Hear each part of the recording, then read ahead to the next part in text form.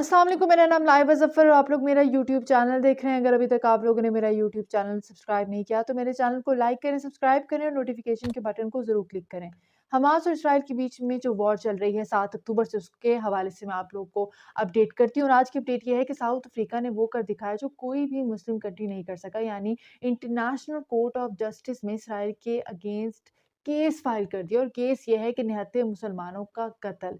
अब सवाल ये उठता है कि क्या कोई ऐसा लॉ है जिसके अकॉर्डिंग ये केस फाइल हो सकता है? तो बिल्कुल 1948 कन्वेंशन, जो कि जेनोसाइड कन्वेंशन है, उसके मुताबिक ये केस फाइल हो सकता है। और इंटरेस्टिंग बात ये है कि अब इसराइल भी सिग्नेटरी है, यानी इसराइल ने भी इस जेनोसाइड कन्वेंशन को साइन किया हुआ है।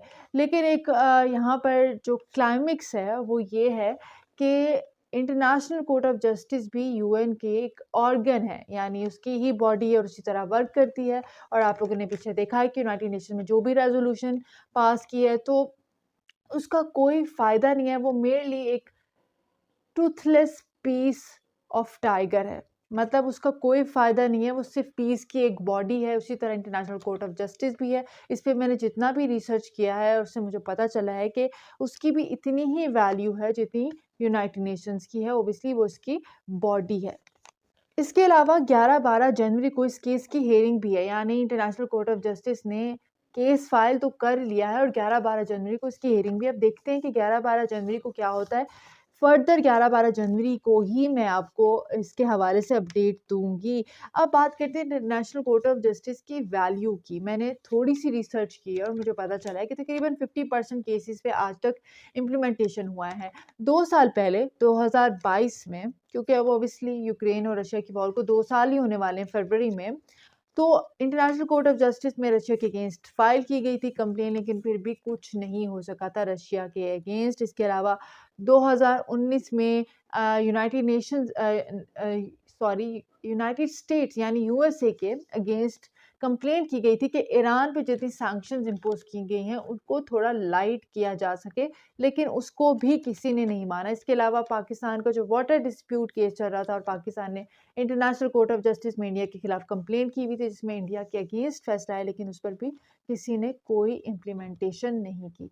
अब बात करते हैं इसराइल की जो खुफिया एजेंसी है मोसाद, जिसको सो कॉल्ड इस एजेंसी को कहा जाता था कि वो बहुत पावरफुल एजेंसी है। उस पे आजकल बहुत ज़्यादा सवाल उठ रहे हैं, इसलिए उन्होंने अपनी इमेज को ठीक करने के लिए कुछ हिट लिस्ट जारी करना स्टार्ट कर दिया। लास्ट वीडियो में भी मैंने उस हिट लिस्ट का ज़िक्र किया है, लेकिन उस हिट लिस्ट में हमास के कमांडोज़ शामिल हैं जो कि अब तक मोसाद कत्ल नहीं कर सका। और कहा जा रहा है कि ये वो कमांडोज़ हैं जिन्होंने 7 अक्टूबर का ऑपरेशन लॉन्च किया था इसराइल के अगेंस्ट। तो अभी भी एक बात की समझ नहीं आती कि 3 महीने हो रहे हैं हमास का ऑपरेशन जारी है, जिसमें इसराइल ने गज़ा में रहने वाले तकरीबन नॉर्दर्न गज़ा के रहने वाले तकरीबन 22,000 लोगों को शहीद कर दिया, लेकिन अभी भी उनके जो कमांडोज़ हैं वो मारे नहीं जा सके। अब आप सोच सकते हैं कि ये जो इसराइल का ऑपरेशन है, जंग है, जेनोसाइड है और ये जो कत्लेआम कर रहा है, ये कितना लंबा चल सकता है। और ये हिट लिस्ट जो जारी की आप स्क्रीन पर देख सकते हैं,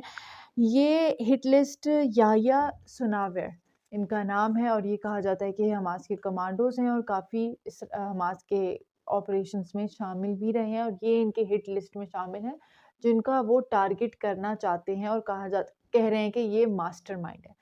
हमास ने हिट लिस्ट इसलिए जारी की है ताकि वो अपनी इमेज को ठीक कर सकें। अब मैं आपको बताती चलूँ कि 7 अक्टूबर को हमास ने जब एक म्यूज़िकल इवेंट पे अटैक किया था, वो गज़ा स्ट्रिप से तकरीबन 5 किलोमीटर फासले पे है। तो लोगों ने बहुत ज़्यादा सवाल उठाना शुरू कर दिए इसराइल की गवर्नमेंट पे, इसराइल की सिक्योरिटी सिस्टम पे। इसराइली अवाम अभी यही क्वेश्चन कर रही है कि मोसाद जो इतनी ज़्यादा अपने आप को इंटरनेशनली सर्टिफाइड सिक्योरिटी फोर्स कहती है और कहती है कि world recognised number 1 international so called force है, तो उनकी सिक्योरिटी एजेंसी को यही नहीं पता चल सकता कि उनको खतरा है और हमास उन पर अटैक कर सकता है। तो इसी तरह इस टाइम इसराइल की गवर्नमेंट जो है वो बहुत ज़्यादा सवालों के घेरे में है। और उसके अलावा मैंने आपको बताया था लास्ट वीडियो में कि हो सकता है कि अगले महीने इसराइल में इलेक्शंस हो जाएं, क्योंकि बहुत ज़्यादा प्रेशराइज़ किया जा रहा है इस टाइम प्राइम मिनिस्टर नेतन्याहू पर कि वो रिज़ाइन दे दें।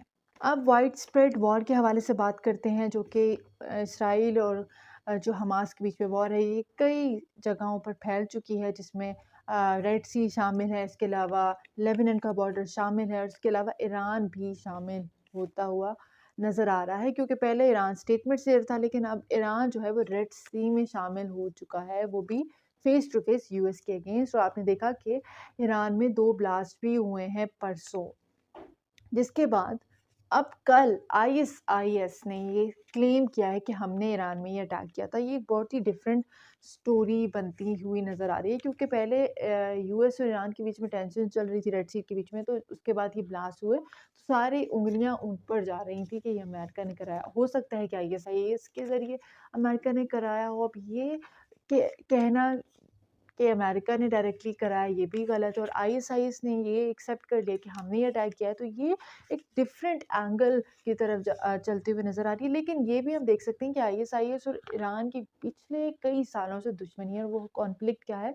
शिया सुन्नी का कॉन्फ्लिक्ट है। इसराइली हमलों की बात की जाए तो इससे ज़्यादा बेरहम कोई चीज़ नहीं हो सकती जहाँ पर इसराइल इस टाइम हमले कर रहा है, वो ये है कि कब्रिस्तान, जिधर लोगों ने अपने लवाहिकीन को वहाँ पर दफनाया, वहाँ पर बमबारी करना स्टार्ट कर दी। और आप लोग स्क्रीन पर वीडियोज़ भी देख सकते हैं कि कितनी सख्त किस्म की ये हीनियस क्राइम है। इस तरह इससे ज़्यादा बुरी कोई चीज़ हो ही नहीं सकती कि लोगों ने जहाँ पर अपने प्यारों को दफनाया, वहाँ पर ही आपने बमबारी शुरू कर दी है। और इसके अलावा रिफ्यूजी कैंप्स, जहाँ पर लोगों ने पनाह ली है। ऑब्वियसली नॉर्थ से साउथ की तरफ लोग आए हैं, तो उनके पास घर तो नहीं है अपने रहने वाले, तो वो साउथ में रिफ्यूजीज़ कैंप में रह रहे हैं, और वहाँ पर ही इन्होंने बमबारी करना स्टार्ट कर दिया। आई एम सॉरी टू से, मैं ये विजुअल्स आप लोग के साथ शेयर नहीं कर सकती, क्योंकि अगर मैंने आप लोग के साथ ये विजुअल शेयर किए तो मेरे यूट्यूब पे बहुत ज़्यादा स्ट्राइक्स आने लग जाएँगे, और हो सकेगा कि मैं क्या पता आप लोगों के साथ आगे कनेक्ट ही ना कर सकूँ और ना ही आप लोगों को अपडेट दे सकूँ।